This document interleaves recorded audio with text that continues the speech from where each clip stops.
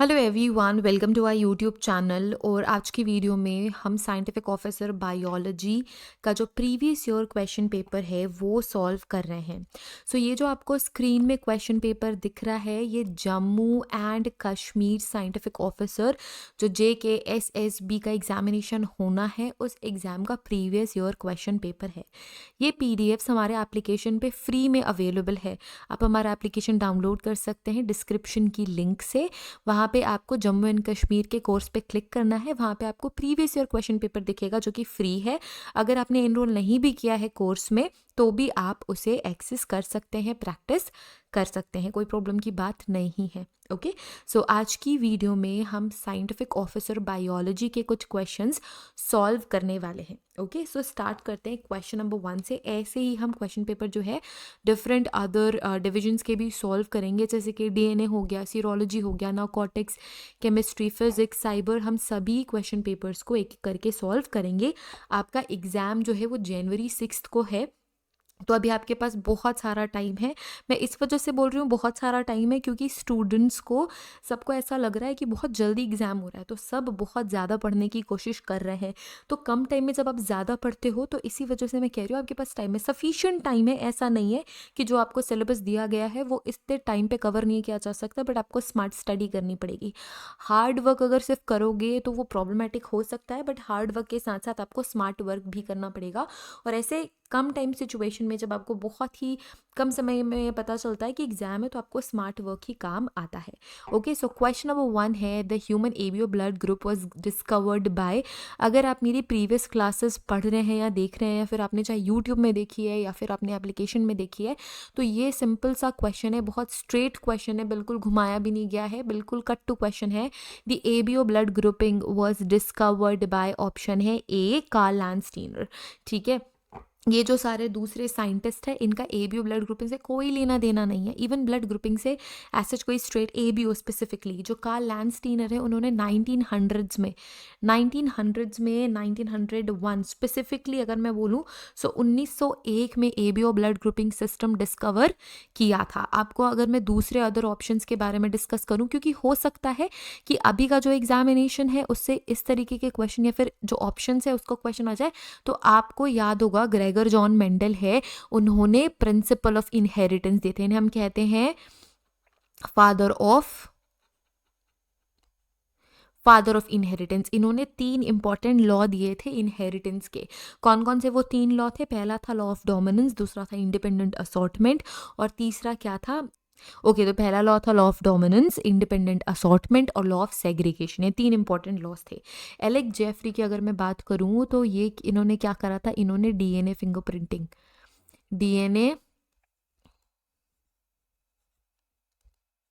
DNA fingerprinting हमें बताई। Watson and Crick, इन्होंने डीएनए का डबल हेलिक्स मॉडल हमें दिया था। वॉटसन एंड क्रिक, इनको नोबेल प्राइज मिला हुआ है। इवन कार्ल लैंडस्टीनर को भी नोबेल प्राइज मिला था एबीओ ब्लड ग्रुपिंग डिस्कवर करने के लिए। तो इसी तरीके से हम डिफरेंट अदर ऑप्शंस को भी साथ में डिस्कस करते हुए चलेंगे।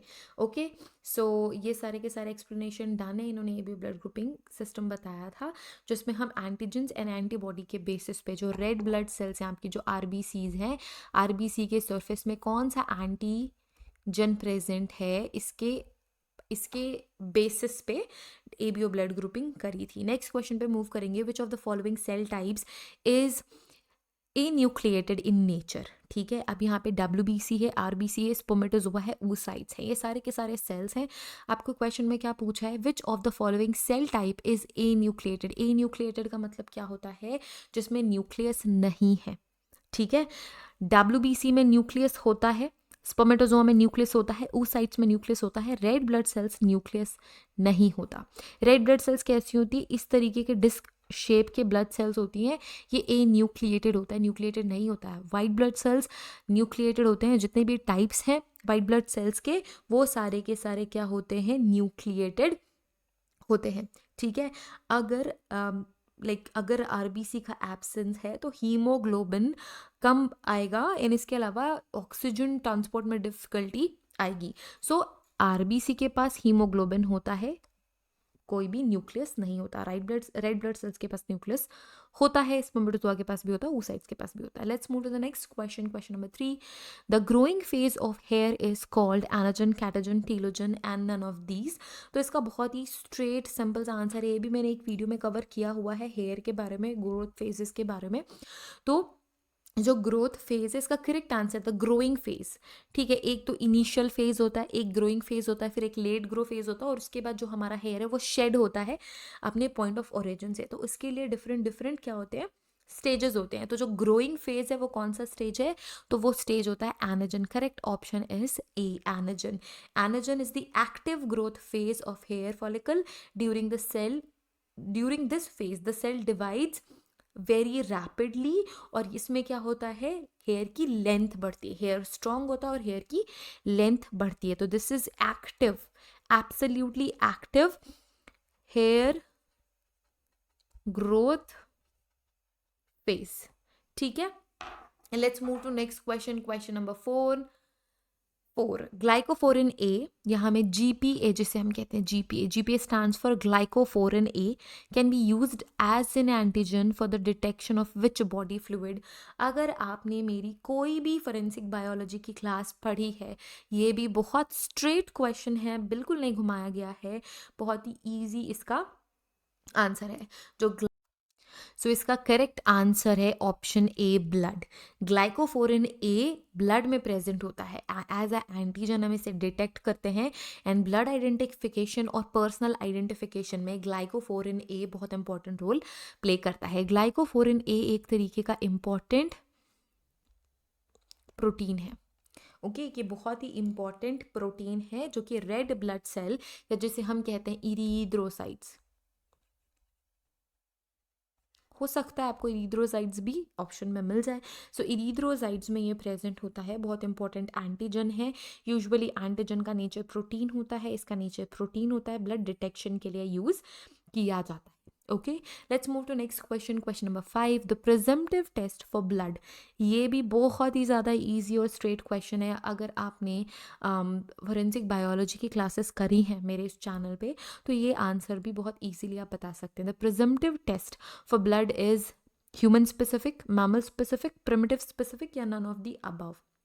ठीक है, जो प्रिजम्पटिव टेस्ट हैं वो यूजुअली मैमल स्पेसिफिक होते हैं, मैमल स्पेसिफिक होते हैं, क्योंकि प्रिजम्पटिव से आप समझो, presumptive test is kind of a primary test, एक तरीके का या प्राइमरी टेस्ट है। कन्फर्मेटिव टेस्ट ह्यूमन स्पेसिफिक होते हैं, बट आपको जब स्क्रीनिंग टेस्ट करनी होती है, जब प्राइमरी टेस्ट करनी होती है, फॉर एग्जांपल अगर आपको क्राइम सीन पे एक रेड कलर का लिक्विड मिला है, तो आप प्रिजम्पटिव टेस्ट करोगे, है ना। कोई आप हाई एंड टेक्नोलॉजी उसमें यूज़ नहीं करोगे, पहले तो ये पता लगाना पड़ेगा ना कि वो किसी कहीं वो रेड कलर का पेंट तो नहीं है, क्या वो ब्लड है, क्या वो मैमल स्पेसिफिक है।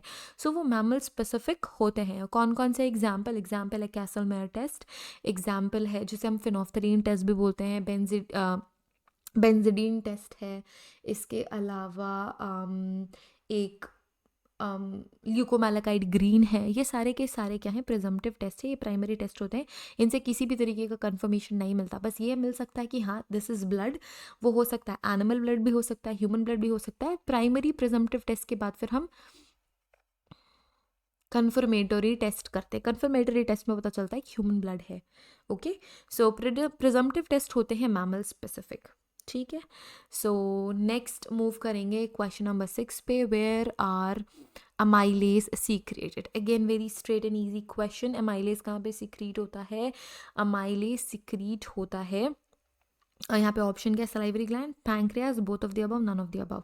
तो सलाइवरी ग्लैंड्स में तो 100% अमाइलेज सीक्रेट होता है, हमें ये पता है।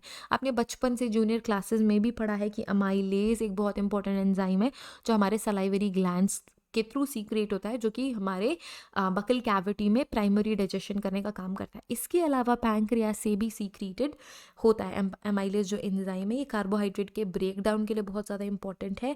तो ये सलाइवरी ग्लैंड से भी रिलीज होगा, पैंक्रियास से भी रिलीज होगा। इस वजह से करेक्ट ऑप्शन होगा option C, both of the above, salivary glands भी और पैंक्रियास भी। Okay, let's move to next question. Question number 7. In some individuals, A, B, and O antigens are widely distributed in tissues and other body secretions. Such individuals are called as. एक बहुत ही प्यारा सा easy question है ये.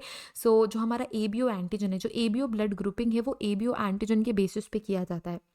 अगर आप science के field से बिलोंग करते हैं, अगर आपने फोरेंसिक्स नहीं भी पढ़ी है या फिर अगर आपने बीएससी या एमएससी करी है, तो आई एम श्योर आपने 100% एबीओ ब्लड ग्रुपिंग टेस्टिंग अपने लैब में ज़रूर करी होगी और आपको ये पता है कि एबीओ एंटीजन के प्रेजेंस एब्सेंस के बेसिस पे ही हम ब्लड ग्रुपिंग करते हैं. पर आपको ये भी पता होगा, मैं फिर से वही कहूँगी, अगर मेरी कोई भी क्लासेस फोरेंसिक बायोलॉजी की आपने देखी पढ़ी है तो आपको इसका आंसर भी पता चल जाएगा. ऐसे लोगों को हम कहते हैं सीक्रीटर्स.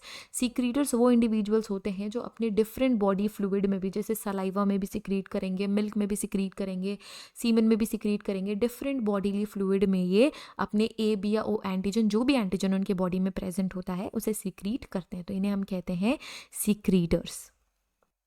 तो एक बार आप देख लो कि ब्लड ग्रुपिंग कैसी होती है. तो ए, बी और ओ, ये तीन. सो यहाँ पे ए, बी, ओ और ए बी होता है, राइट. जो ब्लड ग्रुप ए होता है उनके रेड ब्लड सेल के सरफेस में एंटीजन ए प्रेजेंट होता है. बी ब्लड ग्रुप के सरफेस पे एंटीजन बी प्रेजेंट होता है. ये जो मैं ट्राइंगल और सर्कल बना रही हूँ ये मेरे एंटीजन्स हैं. ओ के पास किसी भी तरीके का एंटीजन नहीं होता है और ए बी के पास सर्कल भी होगा और ये ट्राइंगल भी होगा, मतलब ए एंटीजन भी होगा, बी एंटीजन भी होगा. ठीक है. बट इनके प्लाज्मा में या सीरम में क्या प्रेजेंट होता है, इसमें एंटी बी प्रेजेंट होता है.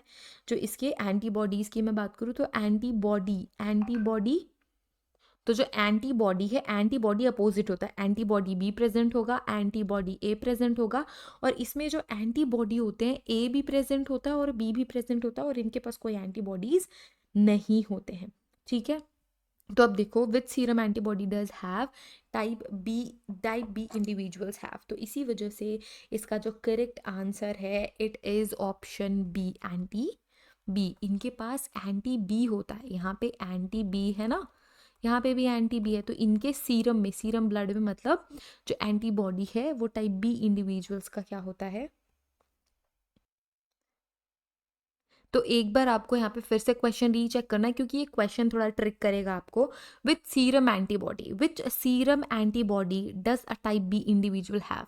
जो टाइप बी का इंडिविजुअल है उसके पास क्या होगा, एंटीबॉडी ए. तो करेक्ट ऑप्शन है एंटी ए. देखो मैं खुद भी कंफ्यूज हो गई थी क्योंकि एंटीजन और एंटीबॉडी का आपको ध्यान रखना है. एंटीजन क्या प्रेजेंट होता है, एंटीजन बी प्रेजेंट होता है. बी टाइप के ब्लड पर यहाँ पे एंटीबॉडी पूछ रहा है तो एंटीबॉडी ए होगी. ठीक है. जो ब्लड ग्रुप ए होता है उसका एंटीबॉडी बी होता है, जो बी होता है उसका एंटीबॉडी ए होता है.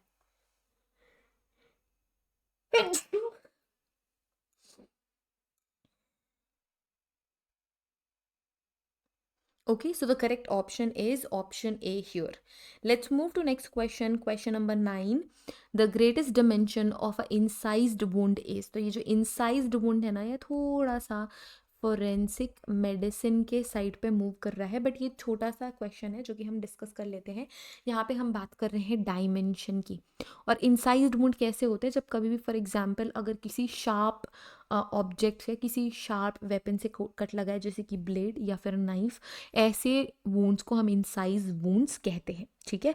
तो डायमेंशन कैसे होगा इंसाइज्ड वुंड का, तो डायमेंशन होता है लेंथी होते हैं. ये लेंथ में बहुत ज़्यादा होते हैं. डेप्थ इनकी ज़्यादा नहीं होती है, ब्रेथ भी इनकी ज़्यादा नहीं होती है, पतले लंबे होते हैं. ठीक है. डेप्थ कभी कभी ज़्यादा हो सकती है बट उसमें जो ओपनिंग है वो बढ़ जाती है. बट जो सबसे पहला आइडेंटिफाइएबल जो कैरेक्टर होता है इंसाइज्ड वुंड का, वो लेंथ ही होता है. लेंथी होते हैं और जो पॉइंट्स होते हैं वो बहुत ज़्यादा शार्प और एज होते हैं. ठीक है. टेलिंग भी इसमें देखने को मिलती है. तो आप टेलिंग ऑफ वुंड अगर कभी एग्जाम में पूछ लिया, टेलिंग ऑफ वुंड कौन से टाइप के वुंड में होता है, वो इंसाइज्ड वुंड में ही आपको देखने को मिलेगा. Let's move to next question. Question number 10. A haploid human cell has how many numbers of chromosomes. ये तो मतलब I really think it is the easiest question ever. और ये ना बचपन से, जब से आप स्कूल में पढ़े होंगे तब से भी ये क्वेश्चन आ रहे होंगे. And this is the like ultimate traditional question chromosome से रिलेटेड, हप्लॉइड डिप्लॉइड की अगर हम बात करें. बट स्टिल बच्चे यहाँ पे क्या हो जाते हैं, हड़बड़ी में इजी क्वेश्चन करके गलत भी लगा देते हैं. हप्लॉइड का मतलब होता है हाफ. तो हाफ नंबर ऑफ क्रोमोसोम क्या है? 23 है। हमारे बॉडी में कितने क्रोमोसोम्स होते हैं? टोटल 46 क्रोमोसोम होते हैं, या फिर 23 पेयर्स।